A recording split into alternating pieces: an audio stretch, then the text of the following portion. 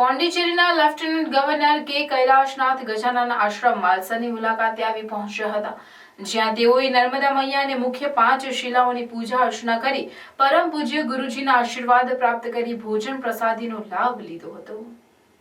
શિનોર તાલુકાના માલસર મુકામે નર્મદા નદીના કિનારે વિશાળ જગ્યામાં ગજાનન આશ્રમ નિર્માણ પામનાર છે, ત્યારે પોંડિચેરીના લેફ્ટનન્ટ ગવર્નર શ્રી કે કૈલાશનાથન Z+ સુરક્ષા સાથે માલસર મુકામે નર્મદા નદીના કિનારે નવનિર્માણ પામનાર ગજાનન આશ્રમની મુલાકાતે આવી પહોંચ્યા હતા, જ્યાં સૌ પ્રથમ નર્મદા મૈયા અને મુખ્ય 5 શિલાઓની પૂજા અર્ચના કરી પરમ પૂજ્ય ગુરુજીના આશીર્વાદ પ્રાપ્ત કરી ભોજન પ્રસાદી લીધી હતી અને ત્યારબાદ નર્મદા નદીના કિનારે નવનિર્માણ પામનાર ગજાનન આશ્રમને લઈને પૂજ્ય ગુરુજી સાથે વિસ્તૃત ચર્ચાઓ કરી પૂજ્ય ગુરુજીને આશ્રમના નવનિર્માણ માટે શુભકામનાઓ પાઠવી હતી। આ દરમિયાન પોંડિચેરીના લેફ્ટનન્ટ ગવર્નર શ્રી કે કૈલાશનાથન સાથે વડોદરા કલેક્ટર એડીજી મુત્તુકુમાર, ધારાસભ્ય અક્ષય પટેલ, વડોદરા ગ્રામ્ય SP રોહન આનંદ, શિનોર મામલતદાર DYSP BH ગઢવી સહિતના અધિકારીઓ પદાધિકારીઓ ઉપસ્થિત રહ્યા હતા।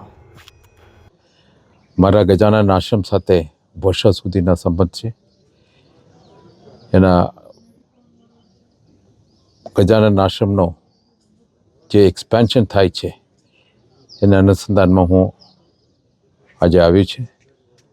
ખરેખર જ્યારે ભૂમિપૂજન થતું હતું તે દિવસે હું નથી આવી શક્યો, બટ આજે અમદાવાદ આવ્યા હોય તો પછી ગજાનન આશ્રમના ચોક્કસ મુલાકાત લેવાનો મારા મનમાં હતો, એટલા માટે આજે સવારે અમદાવાદથી નીકળીને એને પૂછ્યું।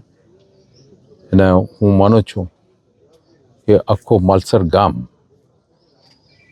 જે સિદ્ધોના ગામ જે છે, આ પુણ્યભૂમિ જે છે, એ ધાર્મિક પર્યટનના જગત તરીકે આખા ગુજરાતમાં પ્રખ્યાત થાય એ તરીકેનો આખો પોટેન્શિયલ ધરાવે છે। પરિક્રમાવાસીઓ માટેની આ એક શિનોર કરજણ તાલુકામાં ધારાસભ્યશ્રીએ પોતાની ગ્રાન્ટમાંથી એક સરસ મજાનો રોડ બનાવેલો છે અને એ જ રોડ પ્રમાણે આ માલસર એ રોડ મેપની અંદર આવે છે।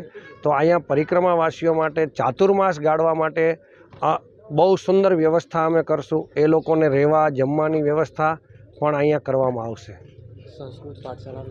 સંસ્કૃત પાઠશાળા અત્યાર સુધીમાં 950થી વધારે સંસ્કૃતની અંદર ઋષિકુમારો તૈયાર થઈને ગયા। આવનાર સમયની અંદર ખૂબ મોટી સંખ્યાની અંદર ગુજરાત અને ગુજરાત બહારના પણ જે લોકોને સંસ્કૃત વિષયમાં રસ છે એ લોકો અહીંયા આવી રહેવા જમવા સાથેની વ્યવસ્થા કરવામાં આવશે। સાથે સાથે એક આધ્યાત્મિક સંકુલ જેમાં પર્યાવરણ પ્રકૃતિનો બચાવ થાય અને આવનાર સમયમાં બાળકો વ્યસન મુક્ત બને એના પણ અભ્યાસ થાય।